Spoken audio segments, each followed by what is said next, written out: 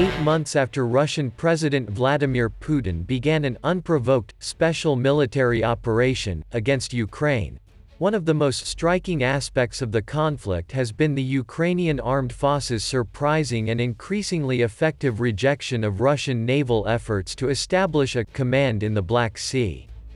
An unexpected anti-ship missile attack sank the Black Sea Fleet ship, the Soviet-era Moskva-class Slava ship, the guided missile cruiser. In its most impressive operation, the Ukrainian military launched a coordinated swarm of unmanned aerial vehicles and naval drones into Sevastopol, headquarters of the BSF for more than 2 centuries.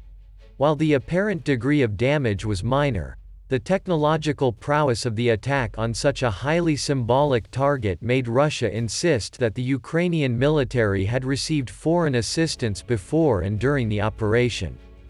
The Russian Defense Ministry informed journalists that the attack took place at 4:20 a.m. when 9 UAVs and 7 unmanned naval drones traveled 100 miles from their Ochakiv launch point, near Odessa, to Sevastopol on the Crimean Peninsula, which Russia has occupied since 2014. The Ministry of Defense confirmed, as a result of the operational measures taken by the ships of the Black Sea Fleet, all air targets were destroyed.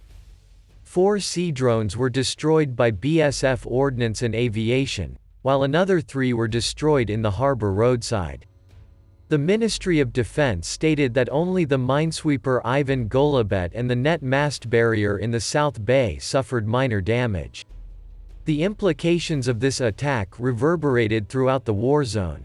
In response, the governor of Sevastopol Mikhail Razvozhayev said, "Tonight, the most massive attack in the history of the SVO, Special Military Operation, was carried out by UAVs and remote-controlled surface vehicles in the waters of the Sevastopol Bay."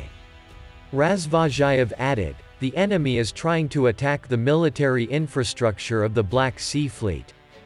All unmanned vehicles are detected and destroyed first." According to the Russian governor, BSF Sevastopol's air defense engaged the UAVs for several hours. The attack proved to be a huge embarrassment for the Russian Navy, as BSF's new ship, the Admiral Makarov Grigorovich-class frigate, was reportedly damaged and possibly disabled during the daring drone strike, the consequences of which were downplayed in the Russian media as much as highlighted in the Ukrainian information field.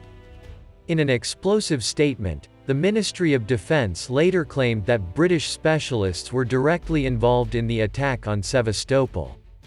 In a statement posted on November 22 on his Telegram account, the ministry stated, "It must be emphasized that the Black Sea Fleet ships which were the target of the terrorist attack were involved in ensuring the safety of the grain corridor, as part of an international initiative to export agricultural products from Ukrainian ports.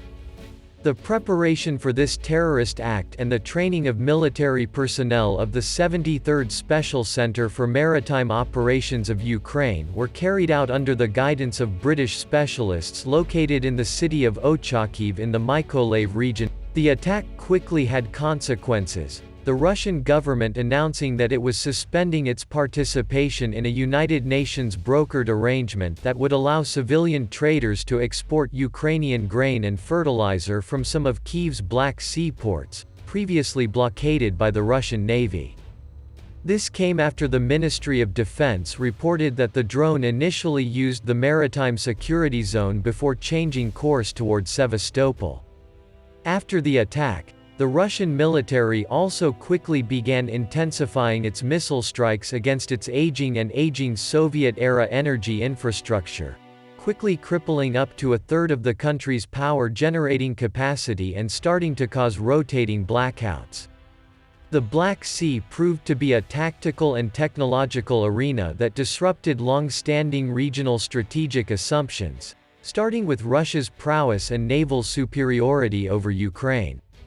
The entire Russian BSF now appears vulnerable to long-range warfare, as Ukrainian forces have demonstrated their ability to mount effective long-range offensives as far away as Crimea. Other attacks like this include attacks on the Kerch Bridge linking the peninsula with Russia, on Crimea's Saki airfield and, 2 months ago, on the BSF headquarters building in Sevastopol. Ukrainian President Volodymyr Zelensky has vowed to liberate Crimea, along with all of occupied southern and eastern Ukraine, an ambitious goal previously scorned by much of the international community. Now, after recent events, this fear seems a little far-fetched.